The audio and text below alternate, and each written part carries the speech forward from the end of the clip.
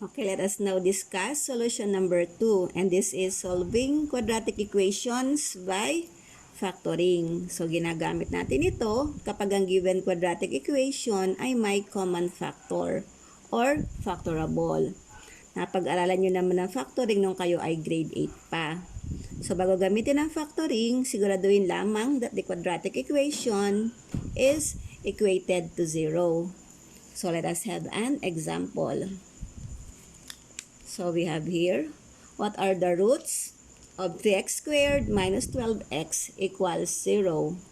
If you notice, kulang ang ating quadratic equation. Wala siyang constant. We have here a binomial.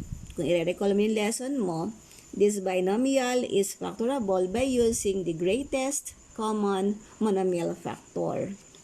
So using the greatest common monomial factor, let us find the roots. Let us solve the quadratic equation 3x squared minus 12 equals 0. Minus 12x.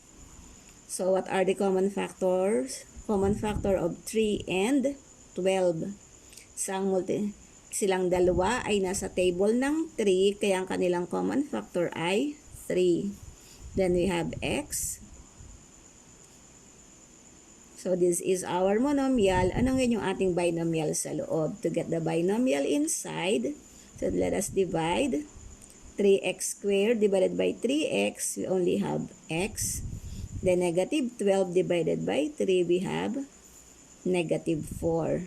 And x divided by x is 1. So, hindi na isusulat yun. So, the factors are 3x multiplied by x minus 4. To check if the factors are correct, pwede mo siyang i-multiply. So, 3x times x is 3x squared. Then, 3x times negative 4 is negative 12x.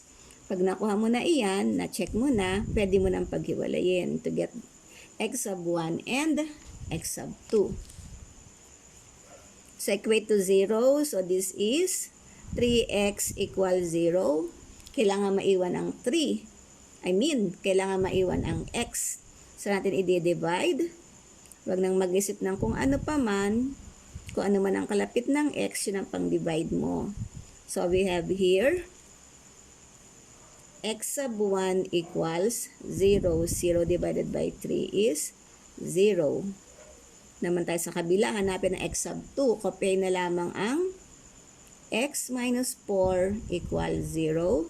Applying the properties of equality, or sabi na lang natin tayo ay nag-transpose, we have, lipat ang negative 4, siya ay magiging positive 4, therefore x sub 2 is positive 4. That is done. Next, example number 2. We have here a quadratic trinomial. So, hanapin natin ang kanyang factors. Ano ba yung dalawang binomial na pinag-multiply? Kaya nagkaroon tayo ng x squared plus 9x plus 14 equals 0. So, ito yung ating quantity equals 0. Ang x naman ay manggagaling lamang sa x times x. Now, ano ngayon ang ating magiging kapartner ng ating binomial dito? So, tingnan mo muna ang iyong c. Your c is positive 14. Kapag siya ay positive, ibig sabihin magkapareho ng sign ang dalawang ito. Ang tanong na lang, parehong ano? Tingnan mo yung gitna. Ang nakita mo ay positive, kaya ibig sabihin sila ay parehong positive. In case nakita mo ay negative, ibig sabihin sila ay parehong negative. Now, ano yung ating constant dito? Mag-isip ng dalawang number na kapag pinag-add, ang sagot ay 9 at pag pinag-multiply, ang sagot ay 14. Again, pag pinag-add, ang sagot ay 9, pag pinag-multiply, ang sagot ay 14. Nasa isip mo ba ay 7 at 2?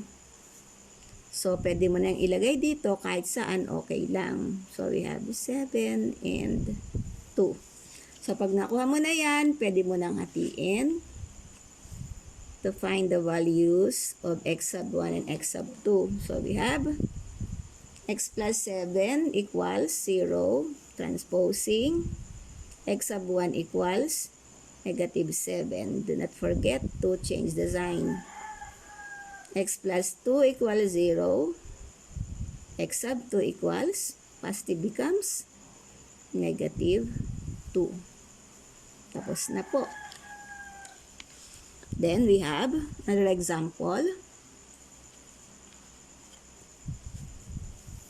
We have x squared minus 2x minus 35 equals 0. So again, what are the factors? Ang x squared ay galing lamang sa x and x. Now we have here negative 35. Kapag negative ang c mo, ibig sabihin magkaiba ng sign silang dalawa. So lagyan na natin ang magkaibang sign. Now, magkaiba na yan. Ngayon mag-isip ka ng dalawang number na kapag pinag-multiply, ang sagot ay 35. Pag pinag-add, ang sagot ay, pag pinag-minus, ang sagot ay 2. Ulit. Pag pinag-multiply, ang sagot ay 35. Pag pinag-minus, ang sagot ay 2. Ang nasa isip mo ba ay 5 at 7. Pag pinag-times, ang sagot ay 35. Pag pinag-minus, ang sagot ay 2. Now, saan mo ilalagay ang 5? Saan mo ilalagay ang 7? Kaiba ng sign eh. So, mas mataas sa kanilang dalawang 7, doon mo siya ilalagay sa negative kasi ito ay negative. Ulit nga, mas mataas sa kanilang dalawang 7, so ang 7 na mapupunta sa negative kasi ito ay negative. Ito namang isa ay sa positive. You can check your answer by doing the smile method. So again, we have here x plus 5 equals 0, therefore x sub 1 is negative 5. And this is x minus 7 equals 0, therefore x sub 2 is positive 7. As simple as that. Ganyan lang yan. Then, example number 4. Ano naman ang gagawin kapag ang a mo is greater than 1? Doon sa mga nauna kong example, ito, a is 1. Ayan, nagtatago yung 1. And also here, a is 1. Paano naman ang gagawin when a is greater than 1? Naalala nyo ba yung Xbox method ninyo nung kayo ay grade 8? Yung itinuro ni na Ma'am Pilapil, Ma'am Racelis, Ma'am Bedwa, at ni Ma'am Eswitas. Naalala nyo ba yung Xbox? Well, hindi ko alam kung paano gawin yung Xbox, kaya ibang method ang ginagamit ko. Ang ginagamit ko ay tae. Ano daw yung tae? Trial and error, kasi di ako marunong mag-Xbox. So, paano yung trial and error? So, ipa-factor na lang ako ng ganito. So, saan ang galing ang 2x squared? Siyempre, ang 2x, ang 2 lang naman ay galing sa 2 times 1, kaya ito ay 2x at ito ay x. I have here negative 6. So, dahil ito ay negative, alam ko na sila ay magkaiba ng sign. So, ang 6, ang naisip ko lang sa 6 na pwedeng panggalingan ng 6 ay isang 3 at saka isang 2. Dahil ito ay trial and error method, ifo-foil ko ito para malaman ko kung tama ang aking sagot. So, dito na ako sa baba, magfo-foil. So, ang nakuha ko doon ay 2x plus 3 multiplied by x minus 2. Dapat pareho sila. So, by foil, I have 2x squared and this is negative 6. This is 3x and this is negative 4x. So, ang nakuha kong sagot dito ay 2x squared minus x. Pag pinag-combine ko ito, minus x na lang ang matitira. And negative 6. Kung titingnan ko, hindi siya kapareho ng aking given. Kasi ang given ko ay plus 6, ay plus x. Ang nakuha ko ay minus x. So, ibig sabihin, mali ito. So, ang pwede kong gawin dito, pag gagawin ko tong negative, ito naman ang gagawin kong positive. So, i-try ko nga. So, this is 2x minus 3. Ito ang gagawin ko ay x plus 2. So, ifo-foil ko muna bago ko ipagpatuloy. So, ang ginawa ko ay 2x minus 3. Ginawa kong minus 3. Ito naman ang ginawa kong plus x plus 2. Tingnan ko kung tama na. So, this is 2x squared minus 6. This is negative 3x at ito ay positive 4x.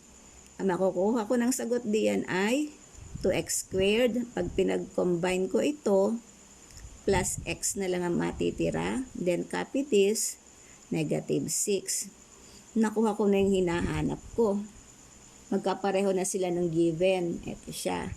2x squared plus x minus 6.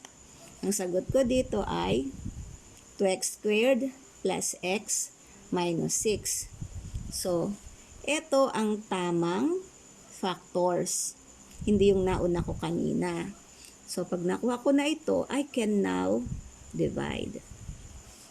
So, in this case, equate to 0. 2x minus 3 equals 0.